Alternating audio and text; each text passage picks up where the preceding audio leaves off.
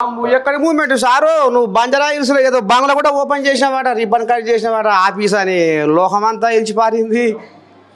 అంటే జస్ట్ వాళ్ళందరూ కూర్చోడానికి ఆఫీస్ కావాలి సార్ అంటే ఆఫీస్ ఏర్పాటు చేసిన వాళ్ళు కథ రాసుకుంటున్నారు. ఇంకా టైం పడుతుంది. మొత్తం మీద చూద్దాం నేను కూడా ఎట్లుంటుంది అనేది ఇంట్రెస్ట్గా ఎదురు చూస్తున్నా.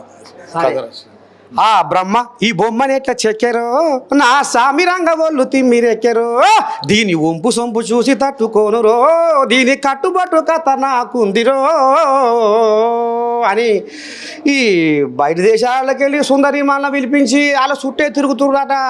మీ కాంగ్రెస్ వాళ్ళు 200 కోట్లు ఉల్టా ఖర్చు పెడుతుర్రాట. మరి ఏం ఫాయిదా అవుతుంది ఏంది ఏం కథ?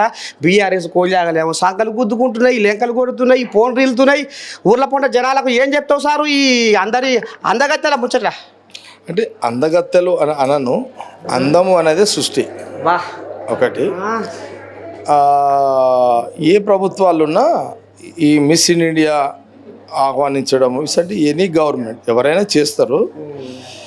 ఈరోజు కాంగ్రెస్ గవర్నమెంట్ ఈ రాష్ట్రంలో తెలంగాణ ప్రజలు ఇచ్చారు.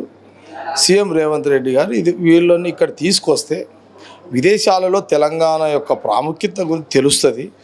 వీళ్ళు కూడా ఆ దేశాలలో వచ్చి చెప్తారు. దీనివల్ల కొంత మా తెలంగాణకు ఉపయోగపడే అవకాశాలు ఉంటాయి అని ఒక ప్రయత్నంలో భాగమే ఆ కార్యక్రమాన్ని పెట్టుకోవడం జరిగింది.